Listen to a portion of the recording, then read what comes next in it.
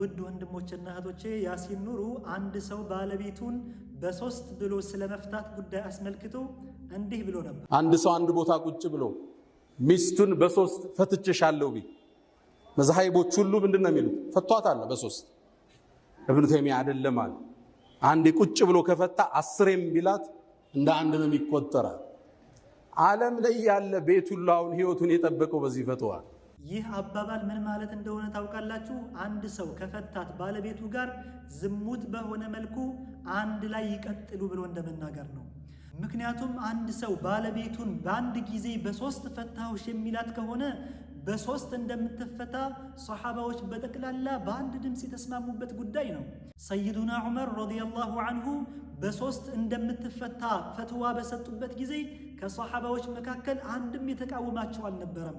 ታላቁ ሷሐባ አብዱላህ ኢብኑ አባስ ረዲየላሁ ዐንሁማ በሶስት ትፈታለች ብለው የሰጡትን ፈትዋ 8 የሚሆኑ ተማሪዎቻቸው እንዳስተላለፉት አልኢማሙል በይሀቂ ሱነናቸው ላይ ዘግበውት እናገኛለን። ከሷሐባዎች በኋላ የመጡትም እነዚያ ታላላቅ የመዝሀብ ዑለማዎች አልኢማሙ አቡ ሐኒፋ፣ አልኢማሙ ማሊክ፣ አልኢማሙ ሻፊዒ፣ አልኢማሙ አሕመድ ሪድዋኑላሂ ዐለይሂም አጅመዒን ሁሉም በአንድ ድምፅ በሶስት ትፈታለች ብለው ፈትዋ ሰጠው እናገኛለን።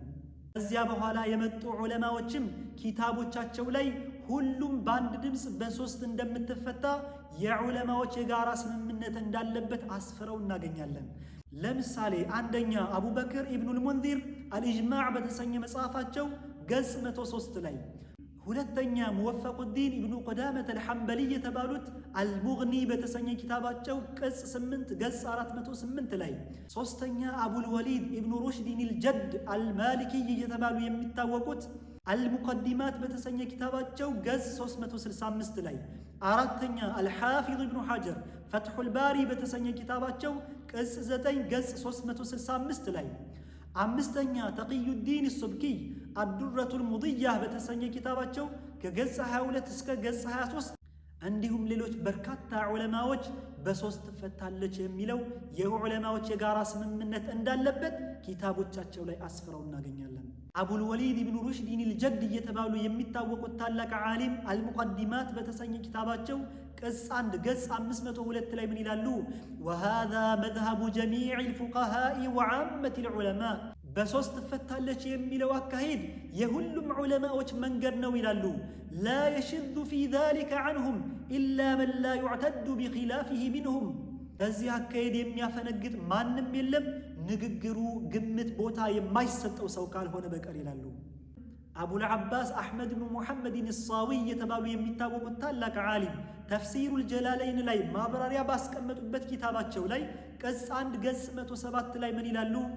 ወሃዘል ሙጅመዑ ዐለይህ፣ በሶስት ትፈታለች የሚለው የዑለማዎች የጋራ አቋማቸው ስምምነታቸው ነው ይላሉ። አመል ቀውሉ ቢአነ ጠላቀ ሰላሰ ፊ መረትን ዋሒደትን ላ የቀዑ ኢላ ጠልቃ፣ በአንድ ጊዜ በሶስት ፈትቻለሁ ያለ ሰው አንድ ፍች ብቻ ነው የሚወድቅበት የሚለው አባባልማ ፈለም ዩዕረፍ ኢላ ሊብኒ ተይሚየተ ሚነል ሐናቢላ ይላሉ። የሐንበሊ መዝሀብ ተከታይ ነኝ ከሚለው ከብኑ ተይሚያ እንጂ ከማንም አይታወቅም ይላሉ። ወቀድ ረደ ዐለይህ አኢመቱ መዝሀቢሂ፣ የሐንበሊ መዝሀብ ዋና ዋና መሪዎች ደግሞ ይህን አባባሉን ውድቅ አድርገውበታል ይላሉ። ከዚያም መጨረሻ ላይ ሲደመድሙ ምን ይላሉ?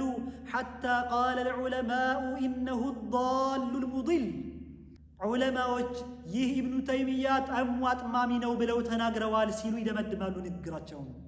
ታዲያ ውድ ወንድሞችና እህቶቼ እነዚህ ሁሉ ዑለማዎች በአንድ ድምፅ ተስማምተው በሶስት ትፈታለች ብለው የሰጡትን ፈትዋ ትቶ ከሙስሊሞች ስምምነት ያፈነገጠውን የኢብኑ ተይሚያ ንግግር ወስዶ በሶስት የፈታት ሚስቱ ጋር አብሮ በሐራም የሚቀጥል አላህን የሚፈራና ለአኺራው የሚጨነቅ አይደለም።